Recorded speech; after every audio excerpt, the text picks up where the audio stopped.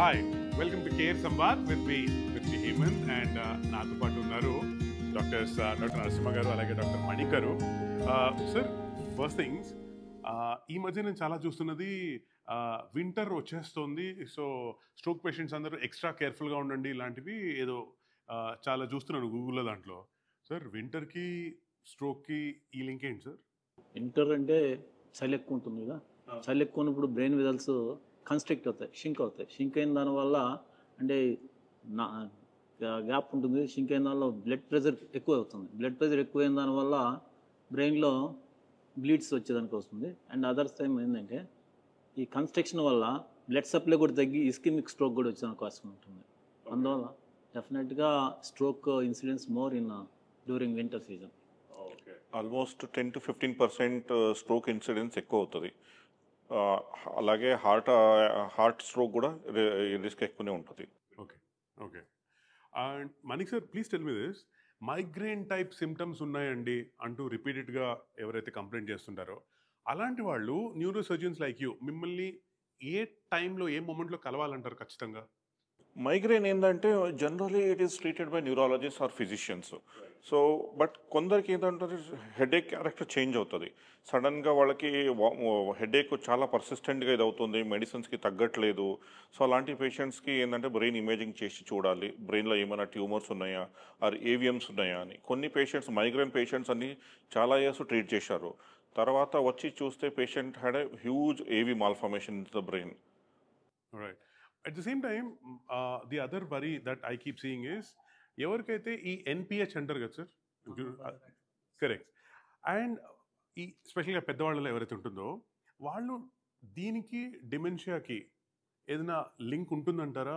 And వాళ్ళు కూడా కాస్త ఎక్స్ట్రా కేర్ఫుల్గా ఉండి ఎర్లీ స్టేజెస్లోనే మీలాంటి డాక్టర్ని కలవాలంటారా?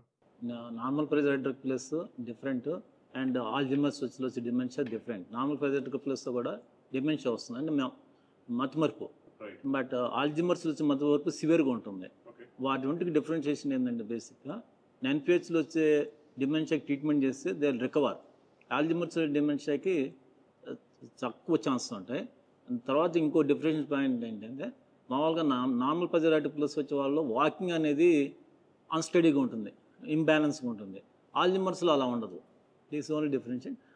మిగతా డిఫరెన్షియేషన్ కావాలంటే ఇన్వెస్టిగేషన్ చేసుకొని హాస్పిటల్ అడ్మిట్ చేసి ఫర్దర్ ఎవాల్యుయేషన్ చేయాలి. నార్మల్ ప్రెషర్ హైడ్రోకెఫలస్ మళ్ళీ వేరే డిమెన్షన్కి మేజర్ డిఫరెన్స్ ఏంటంటే నార్మల్ ప్రెషర్ హైడ్రోకెఫలస్లో సింపుల్ సర్జరీ ఉంటుంది, వీపీ వెంట్రిక్యులర్ షంట్ అంటారు. ఈ షంట్ చేస్తే వాళ్ళు near normal life span lead చేస్తారు. బట్ వేరే dementias they are progressive, there is no treatment for them. And because as an extension to that I also wanted to know sir, ఈ loss of vision అంటారు కదా sir, దానికి కూడా neuro surgery help చేస్తుందంటారా? Because ఈ origin of the loss of vision అది న్యూరలాజికల్గా అక్కడే ఇబ్బంది క్రియేట్ అవుతుంది, దాన్నే ఫిక్స్ చేయాలి అంటారు. Is that true? సో ఏంటంటే విజన్ పాత్వే అనేది అది కన్ను నుంచి స్టార్ట్ అయ్యి వెనక బ్రెయిన్కి వెళ్తుంది. ఆసిపిటల్ లోబ్లో మన విజువల్ కార్టెక్స్ ఉంటుంది. సో ఇక్కడ నుంచి పెద్ద పాత్వే ఉంటుంది. సో మధ్యలో ఏదైనా ట్యూమర్స్ అవ్వచ్చు, మధ్యలో అన్యూరిజమ్స్ అవ్వచ్చు, ఆర్ ఒక్కొక్కసారి దెబ్బతిన్న తర్వాత పోస్ట్ ట్రామాటిక్ ఫ్రాక్చర్స్ వల్ల కూడా విజన్ ఆప్టిక్ నర్వ్ కూడా కంప్రెస్ అవుతాయి. సో దీనికి ఏంటంటే మనం సర్జరీ చేస్తే వాళ్ళు ఇంప్రూవ్ అవుతారు. కొందరికి హైడ్రోకెఫలస్ వల్ల కూడా విజన్ లాస్ అవుతుంది. సో వాళ్ళకు కూడా మనము ఈ సిఎస్ఎఫ్ అనే ప్రెషర్ రిలీవ్ చేస్తే వాళ్ళకు కూడా విజన్ ఇంప్రూవ్ అవుతుంది.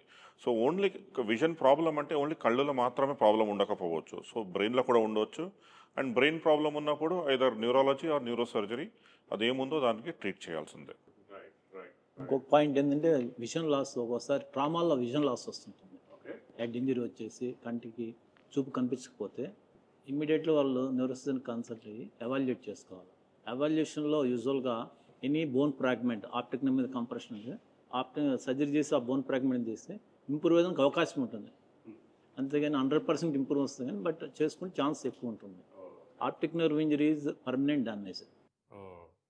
మరి సార్ ఓపెన్ క్రానియోటోమీ అంటారు, దాని ప్లేస్లో ఎండోస్కోపిక్ బ్రెయిన్ సర్జరీ చేయడం వలన జరిగే లాభాలు ఏంటి, specially in terms of trauma recovery, precision and morbidity?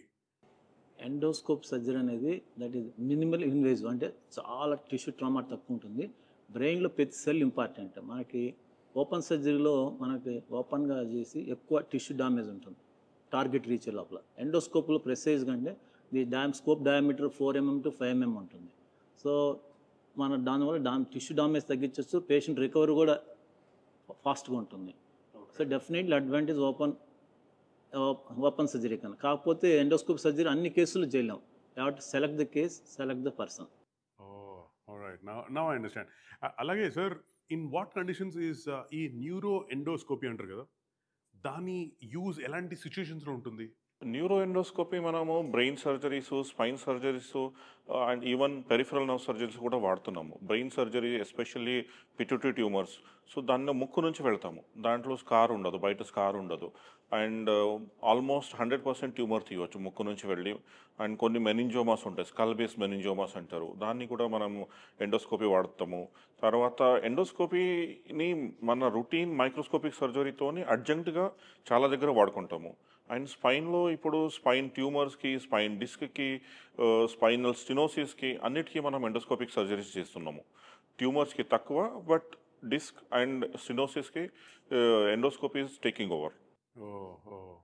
Same time sir, please tell me, ఈ ఇమేజ్ గైడెన్స్ ఒకటి, అలాగే న్యూరో నావిగేషన్ ఒకటి, అండ్ రోబోటిక్స్ ఒకటి, ఇవి ఆ న్యూరో సర్జికల్ అండ్ ఎండోస్కోపిక్ ప్రొసీజర్స్లో ఆ టార్గెటింగ్ని ఇంకా ఎన్హాన్స్ చేసిందంటారా? డెఫినెట్గా. ఎందుకంటే నావిగేషన్ వల్ల మనం ఇప్పుడు ఒక ప్లేస్కి పోవాలనుకోండి, కారులో నావిగేషన్ ఉంటుంది, ఈజీగా పాత్వే చూపిస్తుంది. నావిగేషన్ లేదు, దారిలో అటు పోతావు. అట్లనే బ్రెయిన్లో నావిగేషన్ కానీ ఇమేజ్ హెల్ప్ చేస్తుంది. డైరెక్ట్ ప్రెసైజ్ టార్గెట్కి వెళ్ళేసి మనం ట్యూమర్ని తీయచ్చు. అందువల్ల పక్కనే నార్మల్ టిష్యూ డామేజ్ తక్కువ ఉంటుంది, అందువల్ల రికవరీ ఎక్కువ ఉంటుంది, న్యూరలాజిక్ డెఫిసిట్స్ తక్కువ ఉంటాయి. Neuro navigation is like a GPS for brain surgery. So డైరెక్ట్గా టార్గెట్ చేస్తాము, minimise the injury to the surrounding tissue. Right, okay. And also sir, in your experience, please tell me, ఈ patients who have better physical fitness or regular exercise, వీళ్ళకి ఈ spine surgery చేసినప్పుడు వాళ్ళ recovery ఎంత ఫాస్టర్గా ఉంటుంది? Obviously వాళ్ళ recovery చాలా fast ఉంటుంది compare to older people who have week bone and weak muscles week ఉంటే డీజనరేషన్ అంటే వాళ్ళ వేర్ అండ్ టేర్ అనేది చాలా ఎక్కువ ఉంటుంది. సో వాళ్ళకి మళ్ళీ డిస్క్ ప్రాబ్లమ్స్ ఆర్ మళ్ళీ స్పైన్ ప్రాబ్లమ్స్ వస్తూనే ఉంటుంది. బట్ ఇఫ్ మీరు హెల్తీగా ఉండి రెగ్యులర్గా ఎక్సర్సైజ్ చేస్తున్నారు, మజిల్ హెల్త్ బాగుంది, మజిల్ స్ట్రెంగ్త్ బాగుందంటే వీళ్ళలో మళ్ళీ ప్రాబ్లం రాదు, ఉన్న ప్రాబ్లం కూడా తొందరగా హీల్ అవుతుంది. మరి సార్, ఈ న్యూరలాజికల్ రికవరీలో స్లీప్ అంటే క్వాంటిటీ కానీ క్వాలిటీ కానీ, స్లీప్కి సంబంధించి దాని ఇంపార్టెన్స్ ఎంత ఉంటుంది సార్? డెఫినెట్గా స్లీప్ అనేది very important. Minimum 7 hours per day కావాలి. ఎందుకంటే ఈ బ్రెయిన్ సెల్స్ రీజనరేట్ అయ్యేదానికి డ్యూరింగ్ స్లీప్లో ఏమవుతుందంటే ఈ టాక్సిక్ ప్రోడక్ట్స్ లింపాటిక్ సిస్టంలోకి వెళ్ళేసి క్లియర్ అవుతాయి. స్లీప్ లేదనుకోండి, అది యాక్టివ్గా ఉన్న దానివల్ల ఈ టాక్సిన్స్ అట్లే ఉంటాయి. తర్వాత డ్యూరింగ్ స్లీప్లో కొన్ని రిసెప్టర్స్ ఉంటాయి, జీ అండ్ బ్రెయిన్ న్యూరోట్రాపిక్ రిసెప్టర్స్ ఉంటాయి. ఆ రిసెప్టర్స్ స్టిమ్యులేట్ అయిన దానివల్ల ఎక్కువ new growth, regeneration of cells improve అవుతాయి, అండ్ మెమరీ కూడా ఇంప్రూవ్ అవుతుంది. కరెక్టే సార్, నేను బాగా పడుకున్నప్పుడు కళ్ళు కూడా గుర్తుంటాయి నాకు. సార్, బ్రెయిన్ డిసార్డర్స్ లాంటివి ఏవి రాకుండా ఉండాలంటే you think physical activity, regular exercise, ఇవి చాలా హెల్ప్ చేస్తాయంటారా? డెఫినెట్గా. ఏంటంటే ఇప్పుడు మనం ఒక కారు కొన్నాం అనుకోండి, కారు రెగ్యులర్గా వాడట్లేదు, సో కారు ఇంజిన్ పాడవుతుంది. సో అట్లానే బాడీని ఫిట్గా పెట్టాలంటే regular exercise, healthy food and adequate sleep చాలా essential. I was coming to that. అంటే ఎవరికైనా సరే, if say you have patients who have vascular risk factors ఉంటాయి కదా, అలాంటి వాళ్ళకి మీరు న్యూరలాజికల్ సిమ్టమ్స్ లాంటివి ఉన్నప్పుడు మీ ఎంఫసిస్ ఆన్ లైఫ్ స్టైల్ ఎంత ఎక్కువ ఉంటుంది, అండ్ ఎలాంటి lifestyle changes or habits ఉండాలంటారు? వాస్కులర్ ప్రాబ్లమ్స్ ఉన్నది ఏంటంటే బేసికలీ వాళ్ళకి they are high risk, they are very much prone for the stroke. So వీళ్ళకి స్ట్రోక్ అయ్యేదే because of the blood vessels వల్ల, బ్లడ్ వెజల్ అన్హెల్తీ ఇష్యూస్ వల్ల. So దానికోసం ఏంటంటే ఒకటి you have to control your lipids, అంటే మన తినే ఫ్యాట్లో, మన తిన్న ఫుడ్లో లిపిడ్స్ని తగ్గించాలా, షుగర్ తగ్గించాలి, దెన్ బ్లడ్ ప్రెషర్ కంట్రోల్ చేయడానికి సాల్ట్ తక్కువ చేసుకోవాలి. Apart from that like your medications, hypertension and డయాబెటీస్కి మెడికేషన్స్ రెగ్యులర్గా టైట్రేట్ చేసి కంట్రోల్లో పెట్టాలి. So these are the modifiable risk factors which can postpone the risk of stroke or reduce the risk of stroke. Right. So but ఒకవేళ ఏదైనా patient table మీద operation table మీదకి వస్తే సార్, ఈ ఎండోస్కోపిక్ బ్రెయిన్ సర్జరీ లాంటిది చేస్తున్నప్పుడు anatomical and key anatomical and technical limitations ఎంతవరకు ఉంటాయి? డెఫినెట్గా వీటికి ప్రీ ఆపరేట్ ఉంది, మనం ఎవాల్యుయేషన్ ఎంఆర్ఐలో మనం చూసుకోవాలి. ఇప్పుడు ఏదైతే మనం సర్జరీ చేసుకుంటామో ఆ లేషన్ వాస్కులర్గా ఉందా, హైలీ వాస్కులర్గా ఉందా, నార్మల్గా ఉందా, సాఫ్ట్గా ఉందా, హార్డ్గా ఉందా, అన్ని ఫ్యాక్టర్స్. ఇప్పుడు హార్డ్గా ఉందనుకోండి ఎండోస్కోప్ వి కెనాట్ రిమూవ్. అది ఎక్కువ వాస్కులర్ ఉందనుకోండి, వాస్కులర్ ఎక్కువ ఉంటే మనం చేసే బ్లీడ్ అవుతే మన స్కోప్లో కనిపించదు. So those factors are very important and availability of the technology also important. ఇప్పుడు కొద్దిగా వాస్కులర్ ఉంటుంది, లేజర్ ఉంటే కొద్దిగా control it fastly. Like that you have to depend upon the situation and availability of technology, experience of surgeon and staff also very important. Also, any surgery, before you plan it, before you do the surgery, you need to plan it extensively. మీ మైండ్లో ఆ surgery 2-3 సార్లు మీరు చేసి ఉండాలి. And sir అన్నట్టుగా first అన్నారు sir, endoscopy అన్ని కేసెస్కి endoscopy చేయలేము. సో ఆ డిసిషన్ రావడానికి ఏంటంటే ప్లానింగ్ ఉండాలి. ఫస్ట్ ఎక్స్పీరియన్స్, ప్లానింగ్, మన దగ్గర ఎక్విప్మెంట్ ఏమున్నాయి, స్టాఫ్ ఏముంది, మన ట్రైన్డ్ పీపుల్ ఎవరున్నారు, దీన్ని బట్టి యూ విల్ ప్లాన్. మరి sir, as an extension to that I ask you, ఒక బ్రెయిన్/స్కల్ బేస్డ్ ట్యూమర్ వచ్చిందనుకోండి సార్, మీరు as a neuro సర్జియన్ open surgery చేయాలా, కీ హోల్ చేయాలా, ఎండోస్కోపిక్ అప్రోచ్ తీసుకోవాలా, ఏది తీసుకోవాలని ఎలా డిసైడ్ అవుతారు? All depend upon surgeon's experience and technology, availability of the instrument, staff, and the size of the lesion. Size of the lesion very important. And the size of the pre-operative evaluationలో tumour సాఫ్ట్గా ఉందో హార్డ్గా ఉండేది కూడా important. అలా కాల్సిపోయి హార్డ్గా ఉంటే ఎండోస్కోప్లో తీయడం కష్టం. These all factors. And example intraventricular tumours ఉన్నాయనుకోండి, ఎండోస్కోప్లో సర్జరీ చేసుకో, బయాప్సీ వరకు చేయొచ్చు. ట్యూమర్ ఎక్స్టెన్సివ్ టోటల్ తీయాలంటే very difficult, takes lot of time. At same time ఈ ఎక్కువ డ్యూరేషన్ ఎక్కువ ఉంది, బ్రెయిన్ డ్యామేజ్ ఎక్కువ అవుతుంటుంది. అందువల్ల ఆల్ ఫ్యాక్టర్స్ తీసుకుని you have to decide open surgery లేకపోతే ఎండోస్కోప్ సర్జరీ అనేది. ఆ మొమెంట్లో ఆ ప్రెజెన్స్ ఆఫ్ మైండ్ యూజ్ చేసి pre operative evaluation very important. Right sir. Yeah sir, go head. Yeah, it's the planning only. So I mean ఏంటంటే location of the tumour ఎక్కడ ఉంది, mid లైన్లో ఉందా, మిడ్ లైన్కి దగ్గరకు ఉందా, అంటే మధ్యలో ఉందా, సైడ్కి ఉందా. సో సైడ్కి ఉన్న ట్యూమర్స్ని మనము వేరే రకంగా అప్రోచ్ చేయాల్సి వస్తుంది. ముక్కు నుంచి వెళ్ళాలన్నా ఆరు సూప్రా ఆర్బిటల్ కీహోల్ ఇన్సిషన్ అంటారు. అంటే కంటి మీద ఇక్కడ ఈ ఐబ్రోలో ఇన్సిషన్ ఇస్తాము, అక్కడ నుంచి ఒక చిన్న ఓపెనింగ్ చేసి అక్కడ నుంచి వెళ్ళొచ్చు. So depends upon the location of the tumour also, apart from what sir said. Sir, మనం జనరల్గా మనకు వచ్చిన ఛాలెంజెస్ని ఆపర్చునిటీస్గా మార్చుకుంటా ఉంటారు. మరి ఇప్పుడు న్యూరో సర్జరీకి సంబంధించిన ఛాలెంజెస్ అంటే ఇన్స్ట్రుమెంటేషన్ కానీ, ఇమేజింగ్ కానీ, బ్రెయిన్ మ్యాపింగ్ కానీ, దీంట్లో ఏది ఫ్యూచర్ ఆపర్చునిటీగా మారబోతుంది అంటూ మీరు ఎక్సైటెడ్గా ఉన్నారు? ఒకటి is virtual reality. So where like we can show that like what we're exactly gonna do to the patient, like and augmented reality. When you are inside the theater, you can see that like ఇప్పుడు మనకు ఎంఆర్ఐలో tumour కనిపిస్తుంటుంది, ఎంఆర్ఐలో tumour డిఫరెంట్గా కనిపిస్తుంది. But like when you open the brain will look like normal. బ్రెయిన్లో ఉన్న tumours gliomas అంటారు, gliomas లో grade గ్లయోమా. Normal బ్రెయిన్కి ట్యూమర్ బ్రెయిన్కి పెద్దగా తేడా కనపడదు. So you put a augmented reality glasses so that like your MRI data is also projected. When you see, okay, this is normal brain, this is a tumor, so that can be seen separately. And there are something called like fluorescence injection ఇవ్వడము. So అక్కడ మనము ఎట్లా ఎంఆర్ఐలో ఎట్లా కనపడుతుందో అట్లనే aneurysms ఇవన్నీ కనిపించదు. So there are new technology which are coming in. One more thing ఏంటంటే, ఫ్యూచర్లో సార్ చెప్పినట్టు ఇవన్నీ అయిన తర్వాత 2 days బిఫోర్ ఇవన్నీ వర్చువల్ రియాలిటీలో వచ్చిన తర్వాత మనం ప్రాక్టీస్ చేసుకుని పోయి థియేటర్లోకి సేమ్ టైం ప్రాక్టీస్ చేస్తున్నప్పుడు దానికి దీనికి కంపేరిటివ్ మనం సర్జరీ చేస్తున్నప్పుడు నర్వ్ ఎక్కడ వస్తుందో మాకు తెలియదు. సో మనకి వర్చువల్ రియాలిటీలో ఇంత 1 mm డిస్టెన్స్లో ఉండి కెన్ టేక్ కేర్.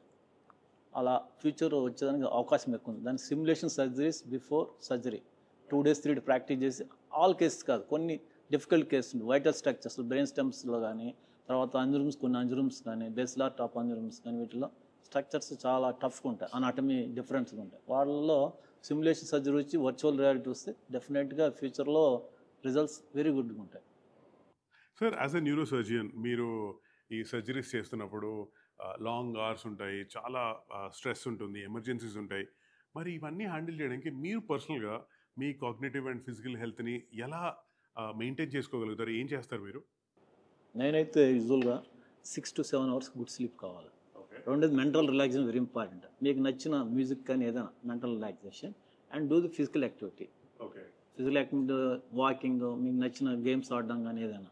ఈ 3 factors and same time good food habits, that is also important. Drinking lot of water.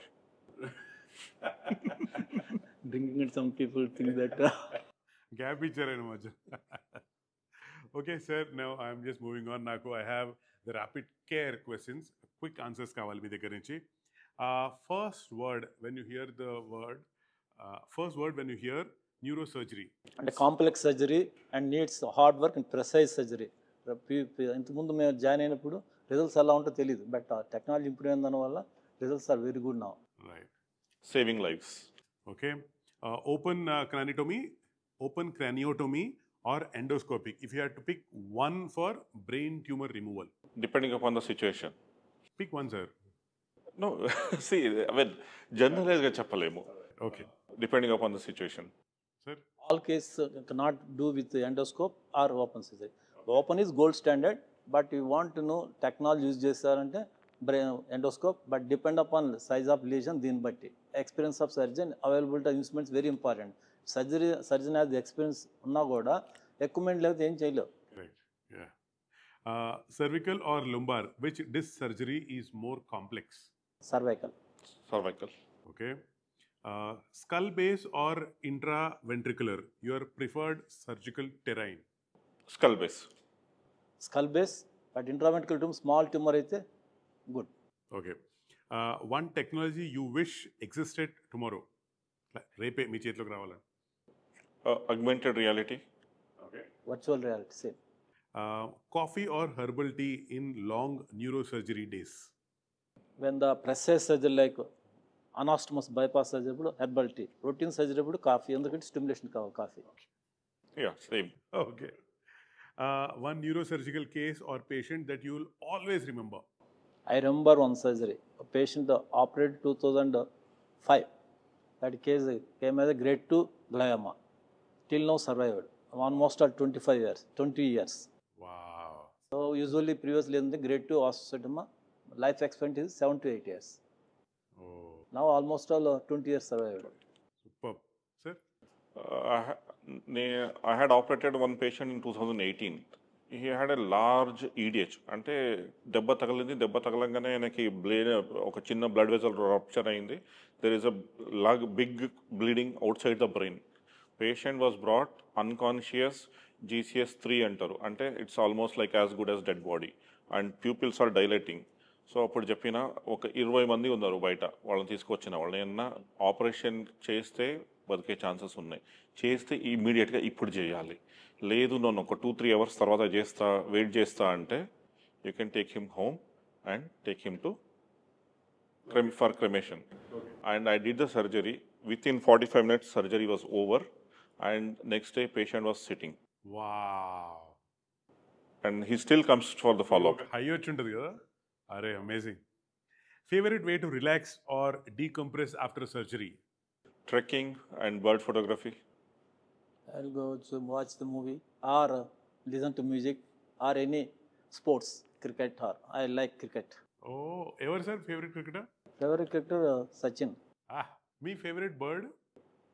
Favorite bird Indian white eye. Indian White eye. అంటే గ్రీన్ బర్డ్ ఉంటుంది and the eyes are really white. Okay, I will Google it. I don't know this. Okay. If not a neurosurgeon, what would you have studied or become? ENT surgeon or radiology. Oh, I would have joined Indian Navy. Yes, Indian Navy, correct. Are great talking to you, sir. Thank you so much అండి. మాకు బోల్డ్ అన్ని interesting విషయాలు చెప్పారు. And ఇంకా going for ఇంకేమైనా doubts ఉంటే I will definitely come back to you guys. Sure. Thank you. You should meet us more often. I will. Thank you so much, Narasimha garu. Thank you so much, Manik sir. Thank you.